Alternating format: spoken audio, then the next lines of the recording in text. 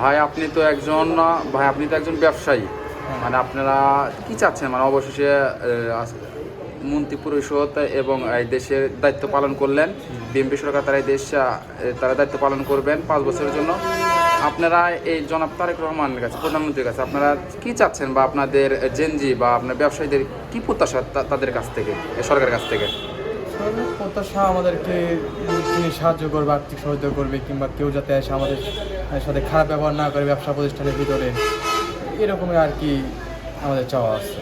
আপনারা বলছেন যে আপনারা ব্যবসা করছেন, মানে এখান থেকে জানে আপনাদের কোনো জানে বিভ্রান্তকর না করে, আর তাদের যে আপনি বলছেন যে মানে কোনো ডিস্টার্ব বা টাকার বিষয় যেটা বলছেন এটা যেন না হয়, মানে একটা সুন্দর জন্য আপনারা একটা দেশ চাচ্ছেন। দেশ চাচ্ছি মানে আমরা যাতে সুন্দরভাবে ব্যবসা করতে পারি, আর যাতে আমাদেরকে কেউ এসে কোনো প্রবলেম না করে।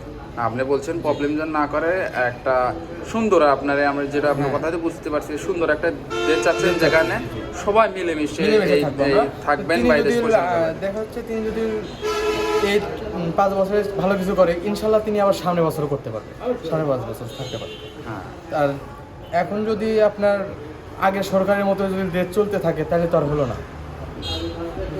আপনি বলছেন যে আগের সরকারের মতন তারা যেন দেশ পরিচালনা না করে, তারা দায়িত্ব পেয়েছে, তারা যেন সুন্দরভাবে এই দেশটা পরিচালনা করে। যদি সুন্দরভাবে পরিচালনা করে, পরবর্তীতে আপনারা তো ভোট দেয় আবার জয়যুক্ত করবেন, এটা আপনাদের প্রত্যাশা। বা ধন্যবাদ।